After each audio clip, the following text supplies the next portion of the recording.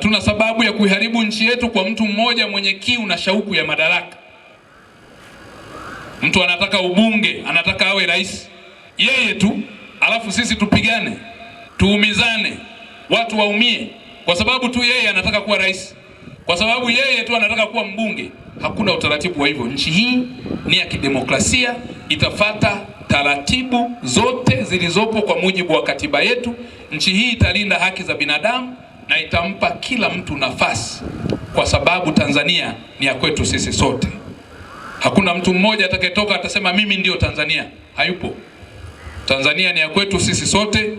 Tutailinda na kuhifadhi na tutahakikisha wakati wote iko salama. Kama hakuna usalama, hakuna maendeleo ya wananchi. Kukiwa hakuna usalama, hatuwezi kuwa hata tukakutana kama hivi. Hakuna ibada yoyote inaweza kufanywa kama hakuna usalama. Hakuna shughuli yoyote ya maendeleo inaweza ikafanywa kama hakuna usalama. Hakuna usalama, tutaenda kuwa wakimbizi, tutapokelewa na nchi nyingine. Hapa moja ya eneo ni kielelezo CGF. Hii ilikuwa kambi ya wakimbizi, si ndio ndugu zangu? Tena wakimbizi wa nchi ya Somalia. Na ndugu zetu hawa wengi tunao hapa, wengine tumewapa uraia, tunao hapa Dar es Salaam. Juzi nilikuwa nazungumza na wakimbizi walio Tanzania 800 wako pale Dar es Salaam na mikoa mingine. Wapo walowezi pia waliotokana na nchi zao kuharibika, zilichafuka kwa sababu ya maugomvi ya kutaka madaraka, wakaharibu nchi zao, wamefikia sehemu. Wapo watu wengi waliotoka kwenye nchi hizo wamekimbia nchi zao mama, wakaja kuhifadhiwa hapa katika kambi hii. Ilikuwa ya wakimbizi. Baada ya kumaliza shughuli hizo na kurejea kwa amani, walirudi kwenye mataifa yao. Leo tumepata chuo chetu cha Jeshi la Zimamoto na Uokoaji.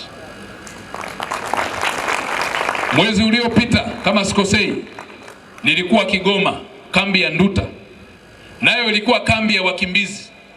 Baada ya nchi ya wenzetu pale jirani kupata madhaibu na changamoto kubwa za kiusalama, wakakimbia raia wao kuja kukaa kwenye nchi ambayo watabaki kuwa salama.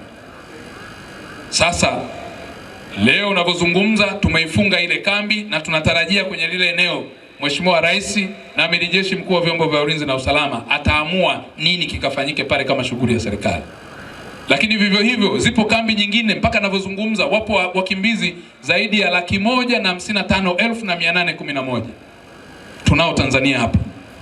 Wakimbizi waliokimbia machafuko kwenye nchi zao tunao. Sasa kambi ya Nyarugusu na yenyewe, kwa sababu kuna kurejea kidogo kwenye hali ya amani kwenye nchi yao kwa makubaliano na Umoja wa Mataifa, tunafanya taratibu na wao pengine wakarejea taratibu. Sasa nasema hili kwa nini? Ninasema hili kwa sababu wapo watu wanaofanya kazi za siasa zinazolenga kufanya uchonganishi kwa wananchi, uchonganishi wa jamii. Na nimewasikia hata jana na juzi, mkiangalia kwenye mitandao wanayasema hayo. Niwahakikishie Tanzania hii iko timamu kiulinzi na usalama.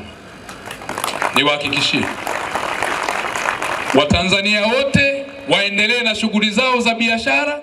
Kama ni biashara, nenda kwenye eneo lako la biashara, iwe tarehe yoyote mtakuwa salama. Iwe ni eneo la, kama unaenda kwenye kilimo, nenda kwenye kilimo. Kama unaenda kwenye maeneo ya kuabudu, nenda kwenye maeneo ya kuabudu. Kama kuna shughuli zozote za kijamii za ujenzi wa taifa, nenda kafanye. Hakuna mtu ambaye atateteresha amani ya wananchi wetu. Tutalinda wananchi wetu, tutalinda mali zao na tutalinda rasilimali za taifa letu ambazo zinatusaidia sisi sote. Kwa hiyo hao ambao wanawadanganya Watanzania kwenye majukwaa mbalimbali, na nikasikia kuna sehemu mmoja ananitaja, bahati nzuri ananijua vizuri zaidi, ananijua vizuri. Hatuna sababu ya changamoto zake za maisha na kushindwa kwake maisha kulazimisha kutaka uongozi wa nchi hii kwa njia za vurugu, isivyo kufuata sheria, isivyo kufuata misingi ya haki za binadamu, na isivyo kwa kufuata mikataba ya kimataifa ambayo tumeingia.